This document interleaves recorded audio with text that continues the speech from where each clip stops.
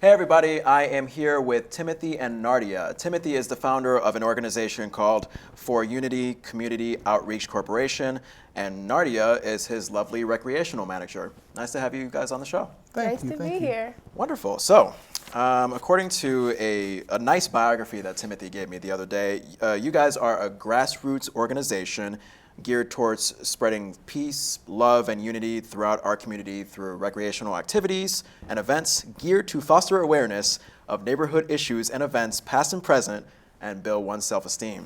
So, my first question is, was there any particular circumstance in your life that led to the foundation of this organization? The inspiration was a friend of mine that I grew up with from young.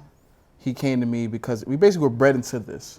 So me at a young age, my mother used to do stuff like this. I'm from Chicago, and even in Chicago, she used to do stuff where we go on field trips, we get everybody together, have matching shirts, and do fun things with the kids in the community.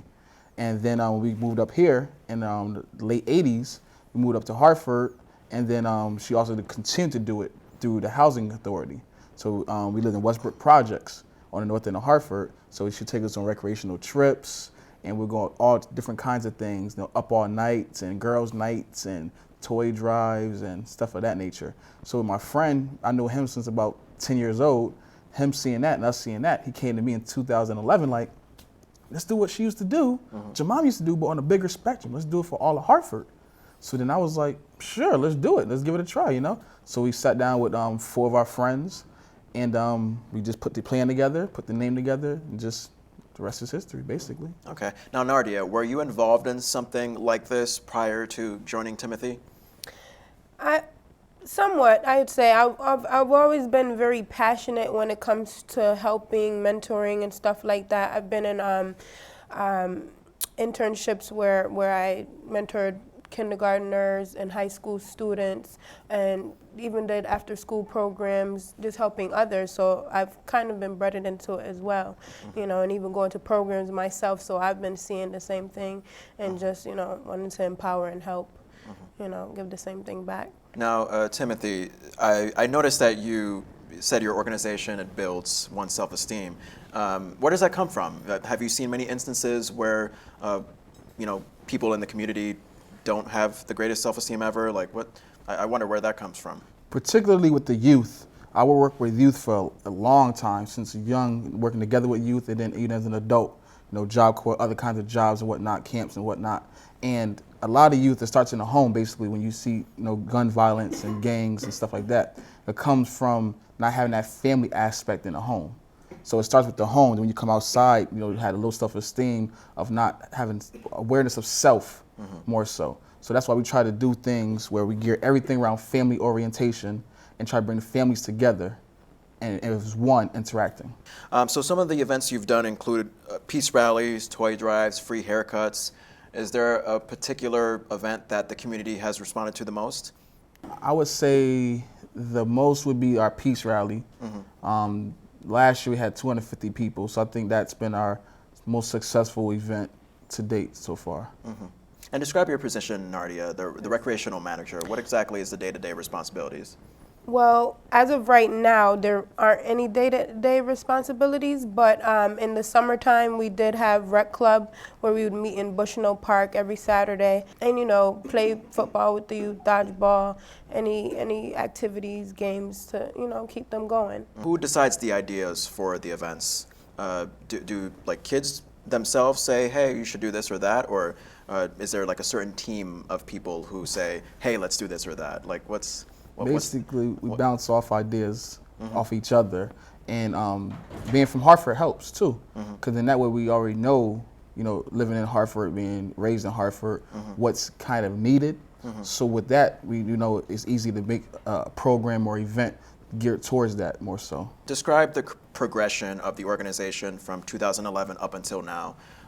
What challenges did you face then? What challenges do you face now? 2011, the progress, we actually started out with a lot of people, like 20 to 30 people.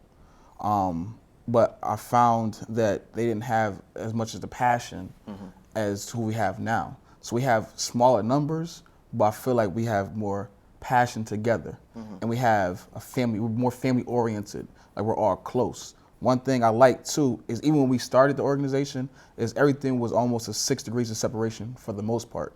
So like she said earlier, me and her went to the same high school. We're off by like, I think 3 years, I want to say, 3 years of graduating. And then my partner, me and him grew up together. So, and then most of everybody within the organization has known each other for a number of years, either growing up together, working together, et cetera, et cetera. So I think using that aspect and family, building that, it helps us better with engaging in the community and interacting with other people. How can someone support the organization? Is it just simply by recruiting volunteers, financial support? Like, what's your main source of support? Our main source of support to date is basically fundraisers, donations. So like we are true nonprofit.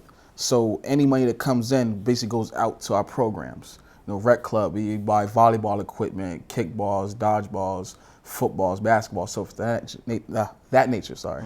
Peace rally, free food, you know what I'm saying? So we sit here, we bring all the money in, and then we pay out so that we can provide a service to the community.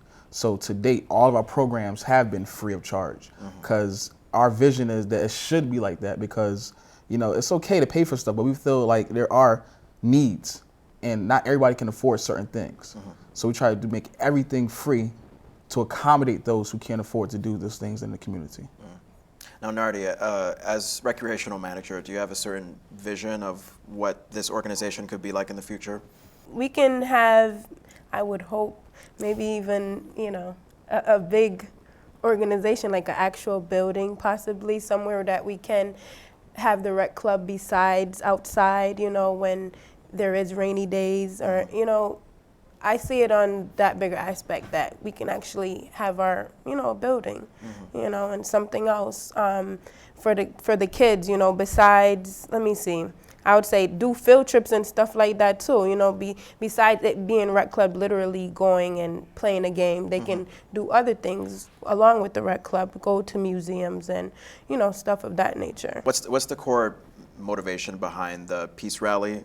That the violence that was struck up in Hartford, you know, Okay.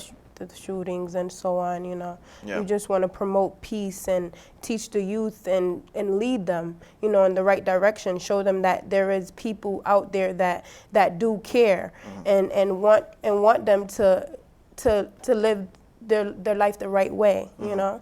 And, you know, everyone needs someone to lean on. So that's us, and I think Tim can add to that. Yes, Yeah, please. that was great words. That was great information as well. And what also led to it too, adding to that, we also do peace walks, which we started in 2011 as well.